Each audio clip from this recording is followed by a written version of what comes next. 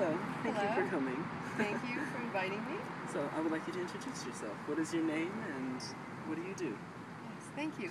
My name is Deborah Cano, and I am a high school teacher at Claremont High School, and this is my 14th year of teaching at Claremont High. That's very nice. Can you tell me any experiences you've had with your children and the specific area of child development that they're going through during these high school years? Yes, thank you. The classes that I teach video production, film studies, and the International Baccalaureate Theory of Knowledge class. And I've also taught acting as well. And so for the acting and the video production and the film studies, my students are 9th through 12th grade, so I have all ages and all abilities in those classes, and then the Theory of Knowledge class are all juniors 1 year and then all seniors the next year. And when you ask me that question, what it makes me think of is when I have a student as a freshman, and they're coming in and they have a certain amount of maturity, they're making the transition from junior high to high school, and then when I watch them grow and develop over the years, so that by the time they graduate 4 years later, it's always a wonderful thing to see the maturing process that happens, and I feel like, oh, they're so grown up, because I'm thinking about where a lot of these students were when they entered as a freshman. But then these students will come back and visit me a year later, 2 years later, 3 years later, and then they keep on growing up. Certainly graduating from high school is not the end of the maturing process, and so that's really wonderful to see, and it's wonderful to be teaching for a long enough time now that I can start to see the end in the beginning, where I can start to see, okay, there's a student who maybe is a little bit on the immature side, or is having trouble with self-control, and is having to learn certain study skills, but then to be able to have the knowledge and the trust that there's great potential there to mature and to develop good study habits and to become lifelong learners. Well, that's really nice. So, was there anything unusual or strange that's happened in your classroom? Well, one of the things that I think are of note is, for example, when I've taught acting classes before, and we have a lot of fun in these classes, and people can act kind of strange or silly at times, and I have noticed over the years that without fail, when high school students get a hold of material that's really has some seriousness and some depth to it.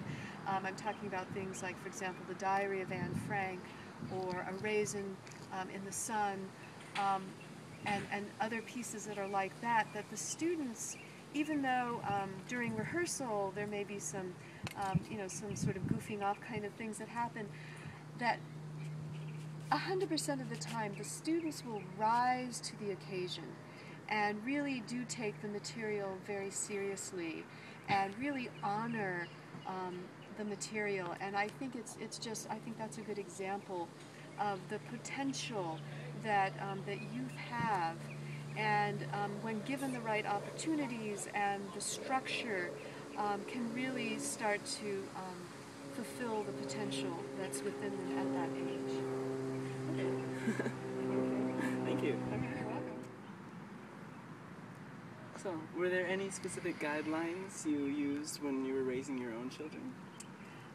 Well, I think that one of the things that both my husband and I did was, we always, knew that our children, like all human beings, are spiritual beings, and and need guidance, and as they develop over time, and so it's sort of human nature to push up against whatever boundaries are set for you. So I feel happy that my husband and I, for our 2 children, we have 2 sons, we're pretty consistent about setting up boundaries and holding firm to those boundaries, so that by the time they became high school age, we could trust them completely. They were really worthy of our trust.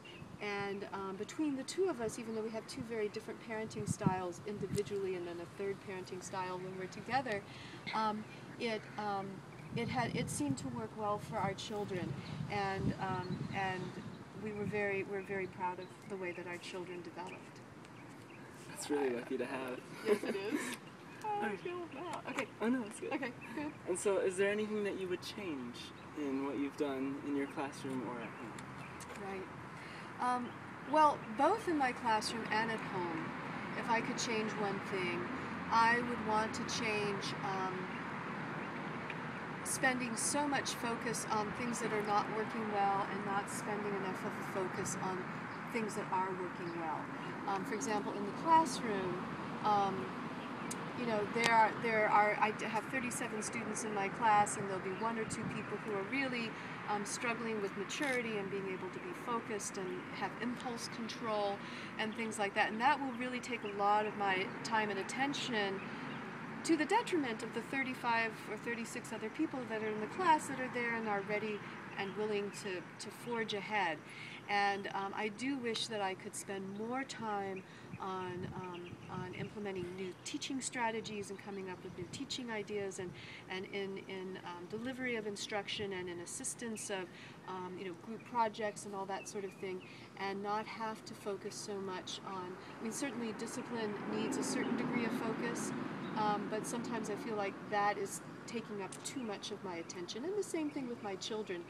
Sometimes, you know, we all want the best for our children, so when we notice the small things that aren't going so well, we really tend to zoom in on that. And sometimes we can lose our perspective. I can lose my perspective, and I need to step back and see the whole picture and to see how much is really wonderful and is working very, very well. Okay, That's it. that's it. Thank you very much. Thank you.